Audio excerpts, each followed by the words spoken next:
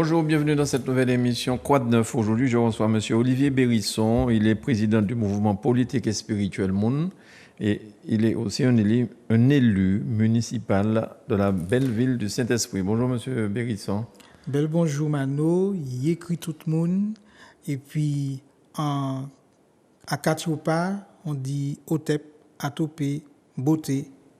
Donc voilà comment on fait des salutations du sacré de l'être. Et je devrais aussi dire Waku, c'est ça, non? Kwaku. C'est ton nom africain. C'est mon nom de liberté par rapport à mon nom de prisonnier français qui est Olivier Bérisson.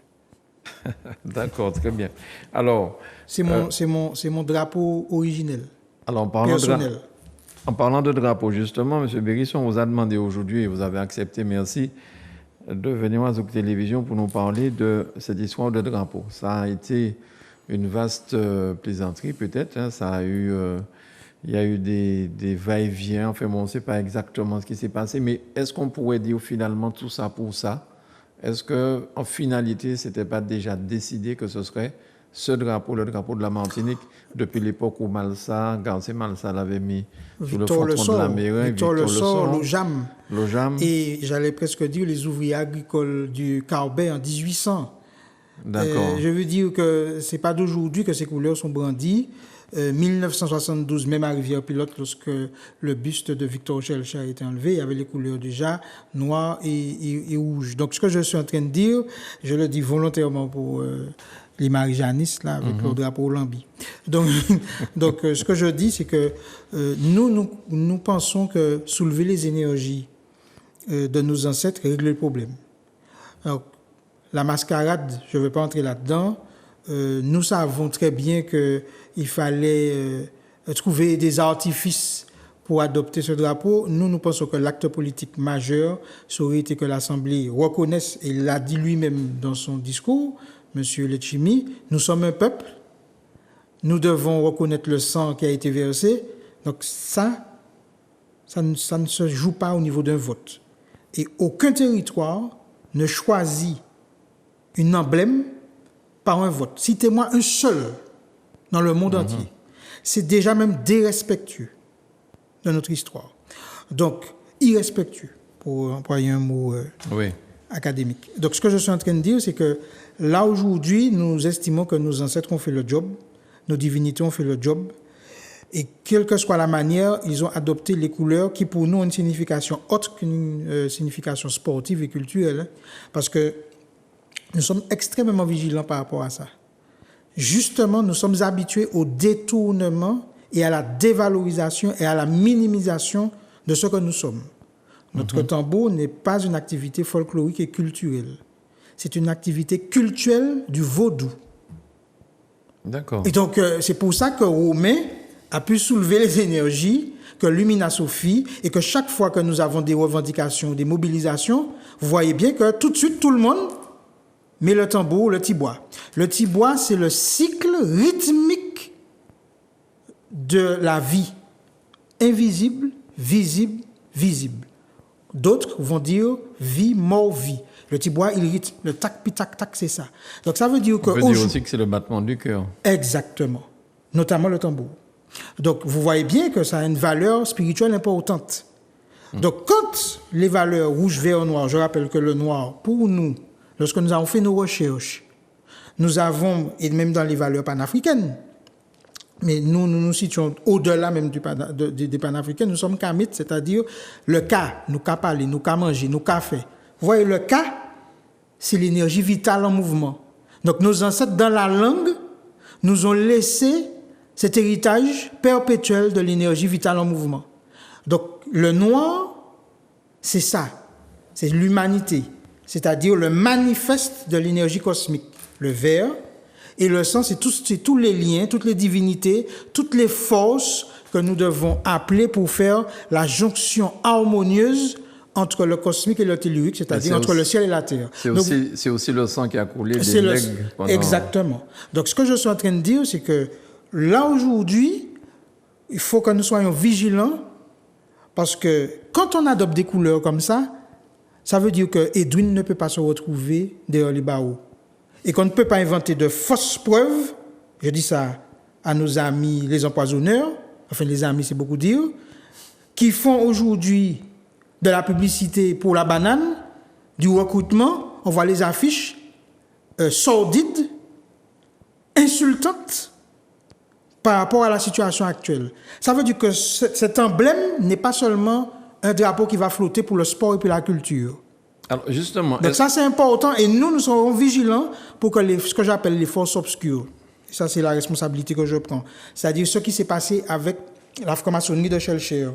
C'est-à-dire que nos ancêtres gagnent de haute lutte des abolitions par les gouverneurs, et bien on les transforme par une abolition, soi-disant, venant du colon, avec un texte vide de sens, vide de demande, vide de nos revendications.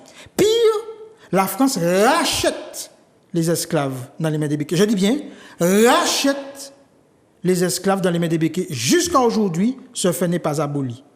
Jusqu'à aujourd'hui, le pavillon de la Croix Saint-Michel, d'où le fait que le saint patron de la ville du François soit justement Saint-Michel, justement, ce pavillon-là de la Croix de Saint-Michel, c'est lui qui régit justement et qui a toujours régi les bateaux négriers et donc le symbole des colonies. Mais ce drapeau devait être il n'est pas aboli.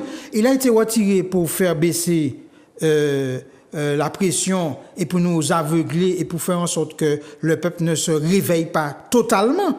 Mais en réalité, il est là et c'est lui qu'on trouve d'ailleurs sur tous les serveurs, sur toutes les plateformes Internet qui définit, vous allez chercher Martinique, vous allez voir que c'est le pavillon aux 4 serpents, c'est-à-dire de la Croix Saint-Michel, c'est-à-dire des croisades, le pavillon des croisades qui a été utilisé par l'armée française, puis par toute la marine marchande à partir du XVIIe siècle. Alors, donc, ce que je suis en train de dire, c'est que attention à ne pas se faire. Mais il sera peut-être remplacé par le rouge, vert, noir maintenant. Attendons de voir si déjà les équipes de football, de basket vont justement changer leur tenue. Je rappelle que lorsqu'on dit aller les bleus pour la Martinique, on dit aller les bleus, ça veut dire qu'on dit on est en train de nourrir une fréquence, c'est-à-dire une énergie de la colonisation et de la soumission. Alors ce drapeau, M. Bérisson, est-ce que vous pensez qu'il devrait être aux côtés du drapeau français, au drapeau européen, et est-ce qu'il devrait être brandi sur les frontons de mairie en Martinique? Chacun fera ce qu'il voudra. Nous savons comment le brandir. Et nous n'allons pas brandir une emblème, un mélange justement de colonial. C'est-à-dire qu'on essaie de faire toujours un maquillage. Comme dirait Fanon, peau noire, masque blanc. C'est-à-dire qu'on essaie toujours de créer la confusion. L'art et la manière, justement, des créoles, qui je rappelle, la créole est une race bovine résistante au soleil parce qu'il y avait beaucoup de colons qui mouraient. Donc ceux qui résistaient, on les comparait à la créole. Donc ils ont été animalisés par leurs frères, par leur peuple. Et puis finalement l'animalisation a continué. C'est pour ça que nous, on était un petit peu surpris du colibri qui nous animalisait vraiment à l'extrême. Donc ce que je veux dire, c'est que nous savons comment le brandir, nous savons comment l'utiliser, notamment par exemple... nous allons encore une fois continuer nos rituels cultuels de nos ancêtres à la pleine lune ce dimanche pour que ces couleurs restent dans la fréquence vibratoire de ce que nous sommes. Parce que, comme dirait Nussi Kalala Mutundi, ils savent pourquoi ils ont implanté des églises, des croix un peu partout. Ce sont des nœuds énergétiques. Et il y a qu'à marrer nous, ça veut dire qu'on nous attache, on nous emprisonne. Nous sommes là aujourd'hui pour libérer les énergies de la souveraineté. Et la souveraineté de l'être à tous les niveaux. Donc aujourd'hui, nous avons des textes et nous avons des documents qui sont irréfutables sur justement le fait qu'aucune colonisation ne se fait sans rituel ésotérique, sans justement prise de l'esprit. Donc ça veut dire par la spiritualité, donc en changeant les religions. Donc le drapeau rouge, vert, noir, c'est un retour conscient ou inconscient, selon le niveau de perception de chacun, à ce que nous sommes et à la mémoire de nos ancêtres. C'est ce qu'on appelle l'ancestralité. C'est quand même une victoire. C'est une victoire sur l'ancestralité, mais qu'il faut maintenir. Il faut qu'on tienne compte de la victoire de nos ancêtres sur ce qu'on appelle les habitations et qui a été détournée par la franc-maçonnerie française, par Victor Schœlcher. Donc aujourd'hui, il faut que nous soyons vigilants parce que le tour de force de ces gens-là, c'est de faire ce qu'ils ont fait avec notre langue, qui vient du Kikongo à 80%. Et, eh bien, non, on dit que c'est une langue créole. Maintenant, c'est sauce créole. Maintenant, c'est boudin créole. Maintenant, c'est jardin créole. Ça veut dire le jardin de la race bovine résistante au soleil. Et on veut faire tous créoles. Ça veut dire tous animal, tous bovins. Non. Tous êtres humains, tout être spirituel, tous êtres sacrés. C'est ça nos origines, c'est ça notre spiritualité. Et nous considérons, je le répète, que si on a adopté véritablement l'esprit dans lequel, en 1800 par exemple, nos ancêtres ont livré bataille au Kaobé. Je veux rappeler par ailleurs, rendre hommage à la Sopama, qui en janvier 2017 avait adopté ce drapeau à Bagatelle au Kaobé, comme un signe de l'histoire.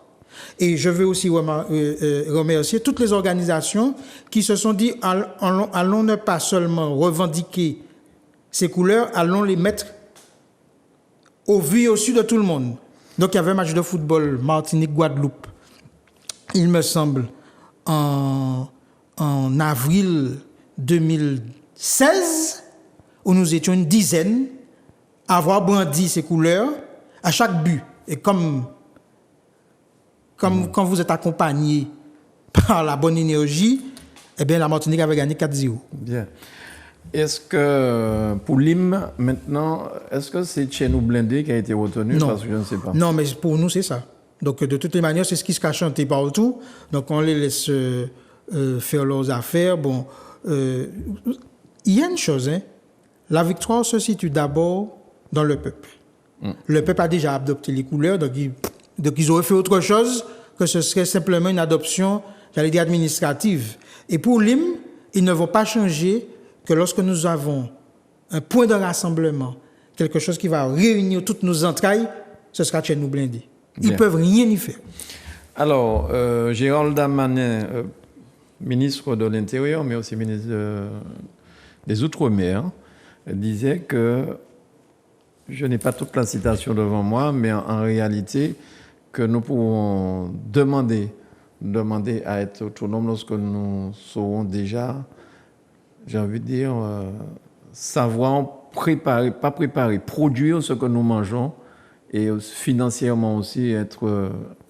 je suis désolé parce que là, je n'ai pas pris mon portable. M. Darmanin est un démagogue. Mais vous savez de quelle citation je parle? Bien sûr, mais M. Darmanin est un démagogue. Vous avez...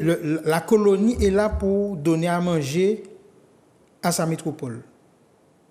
Je signale que pour tous ceux qui disent le mot métropole, chaque fois qu'ils disent ça, ils confirment qu'il y a une colonie.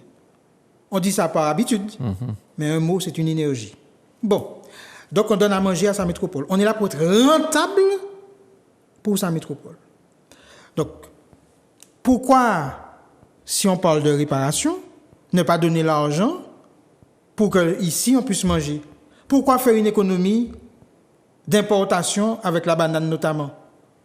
Aujourd'hui, quelqu'un qui veut se développer, même quand il fait une production ici, j'ai eu un appel hier sur ça, quelqu'un qui fait un produit magnifique, hein? Mais pour se développer, la première chose à laquelle il pense, c'est de l'export. Donc on a un problème, ça veut dire que le marché local, il est détenu par ce qui est importé et c'est volontairement organisé avec des prix plus exorbitants de la production qui est faite sur le territoire que la production importée. Donc c'est organisé. Donc il faut que M. Darmanin arrête de nous couillonner mais chiche,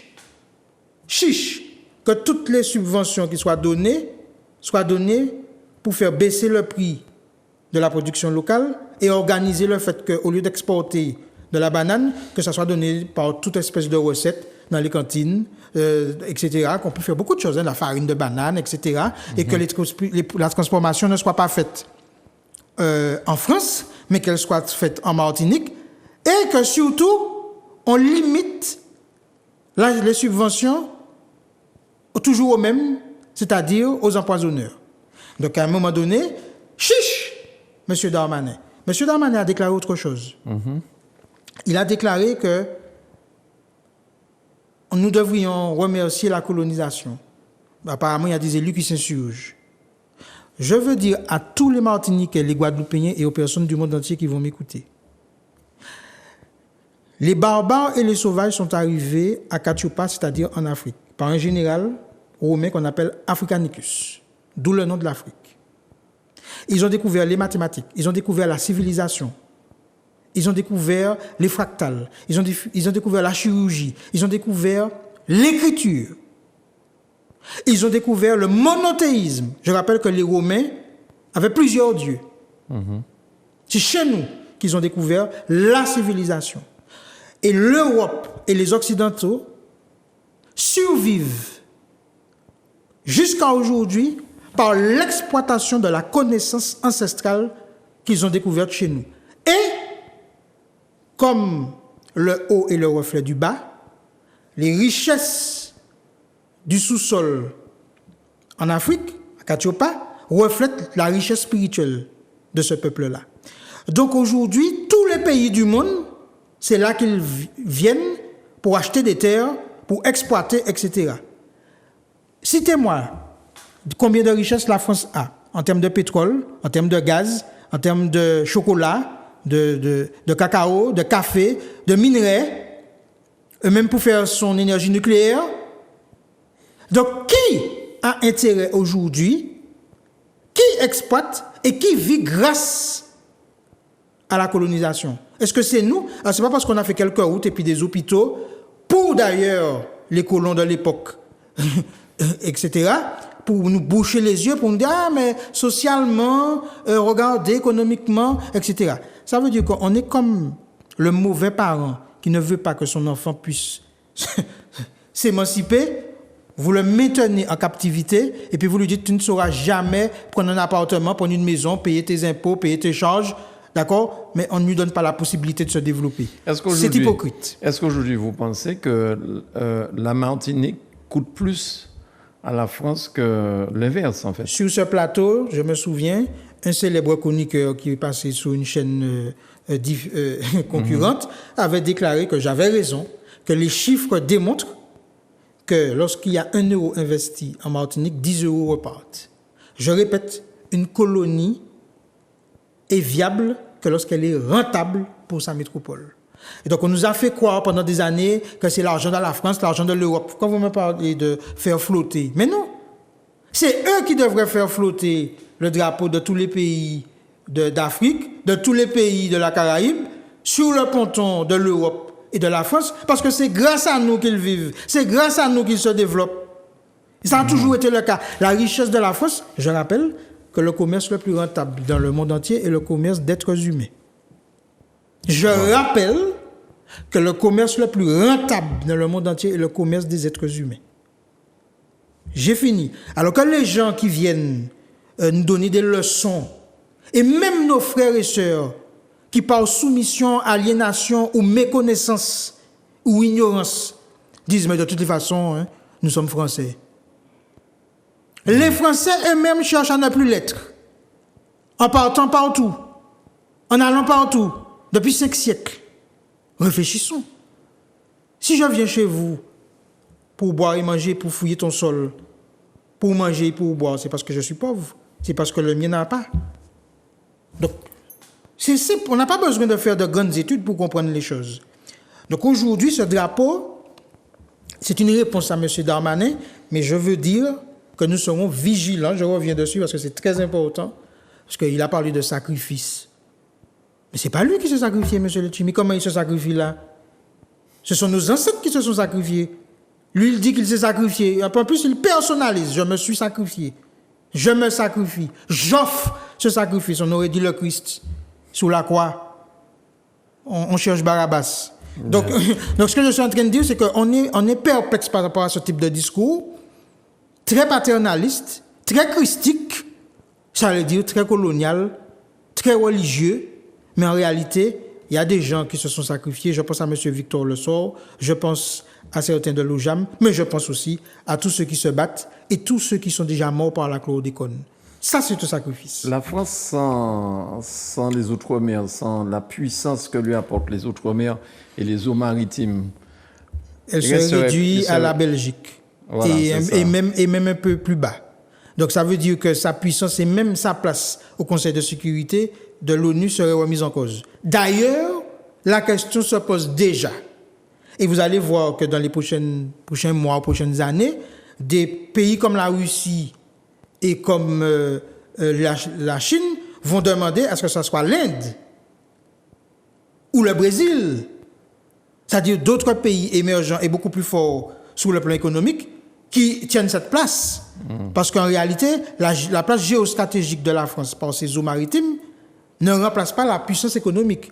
Et aujourd'hui, la France est en train de se dégrader. Et je dis aux Martiniquais et aux Guadeloupéens, certains pays l'ont bien compris et commencent à se rattacher à d'autres puissances. Maintenant, il faut tenir compte de l'histoire pour ne pas que ce soit de nouvelles puissances coloniales, mais des puissances de partenariat. Monsieur Olivier Bérisson, merci beaucoup d'être venu nous parler donc de cette histoire de drapeau, aussi commenter. Monsieur Darmanin, merci beaucoup. Vous êtes président du mouvement politique et spirituel Monde et conseiller municipal de la ville de Saint-Esprit. Oui, je souhaite rajouter qu'il y a beaucoup d'audios qui ont circulé depuis quelque temps me concernant. Ah bon? Ah oui, il y a une certaine Madame Loff qui a fait une audio où je devrais prier Jésus au lieu de faire mes rituels, etc.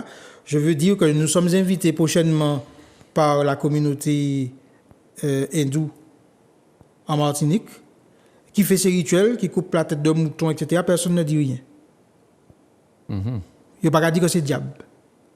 Personne n'a rien à redire là-dessus. Bon, ça veut dire que chaque fois que nous mettons en avant notre culture, nous sommes diabolisés par nos propres frères. Alors, allez voir par le reste. Je veux souligner que pour le vaccin, tous ceux qui sont dans l'ancestralité, à l'unanimité, ont appelé à garder la souveraineté de corps, d'âme et d'esprit. Ce n'est pas le cas de toute la communauté chrétienne, de toutes les communautés musulmanes et de toutes les communautés juives. Ça veut dire que la colonisation de l'esprit se matérialise dans la colonisation du corps et de la terre. Bien.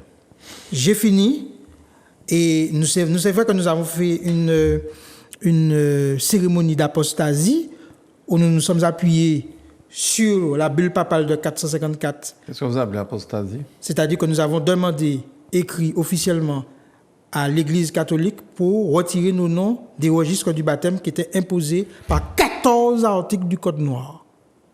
Et c'est les gens qui ne comprennent pas que pour prendre ta terre et ton corps, on prend d'abord ton esprit. Alors, qu'on dit grand-papa, moi, avant de faire l'amour puis madame, vous avez.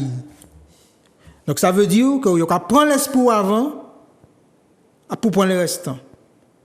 Donc il faut bien comprendre que lorsqu'on mène des combats, et c'est notre différence avec certains groupes, avec certains mouvements, on le dit très clairement, nous n'allons pas seulement arborer des pancartes et puis des banderoles. Mais nous allons soulever les énergies de la liberté. L'eau est libre, l'air est libre, le soleil est libre, la terre est libre.